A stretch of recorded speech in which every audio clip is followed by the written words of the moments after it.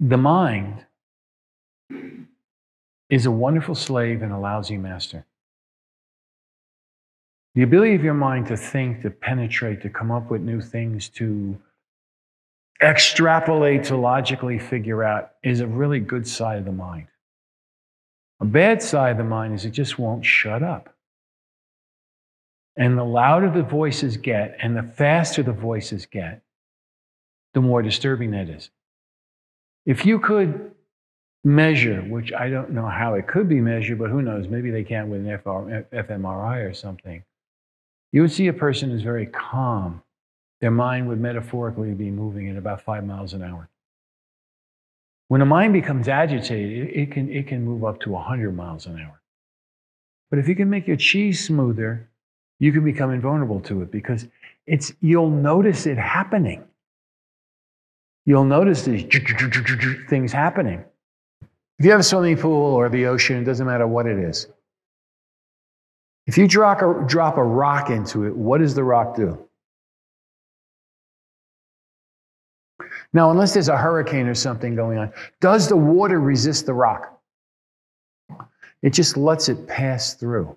That's what you're trying to get, is how to let the stresses of your nervous system that are making you go crazy, how to let them pass through you without affecting you.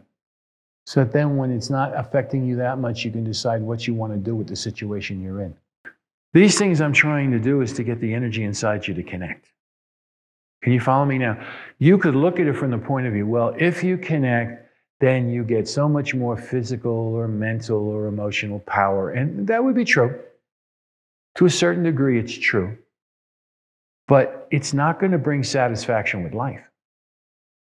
Because connection is necessary for there to be satisfaction with life, for human beings. It's sung in the classics because one part of the Tai Chi classics is in vague references, not being explicit, but passed down and taught by teachers, how Tai Chi directly connects with spirituality.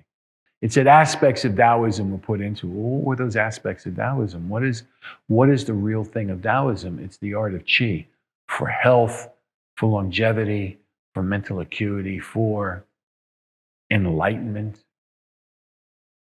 So those things they're just mentioned because they are all operating. Its method is to use Qi. Okay, just like the Kundalini schools of India, its method is to use what's called Prana Shakti, known in Chinese as Qi. The Tai Chi classics mention Song. But it's an interesting thing that the Tai Chi classics doesn't really mention Qi. And the reason why it doesn't mention Qi is that the Chinese character for Qi means two things. It means both energy, which is what Song is talking about, as well as it means breath. And breath is not energy. Okay, it's not exactly the same thing. Breath is the doorway to getting energy. When energy moves in your system, your breath better damn move unless you want to die real quick. But they're actually two different things. But conceptually, they have one word because originally the Chinese did not see there being a real difference. Something that allows something to happen, a thing that happens, they saw as just being one continuum. They didn't see them as being two separate things. Now, from what we did with relaxation, as I said, no relaxation, no Song. That, and I mean, you know, how do you relax yourself? You have to let go of whatever you can perceive and let it just expand until it just disappears. And a metaphor that's been used both in China and in Tibet is that you have a bubble in the bottom of a glass, rises up the glass until it reaches the top, and then it goes pop, and it's gone.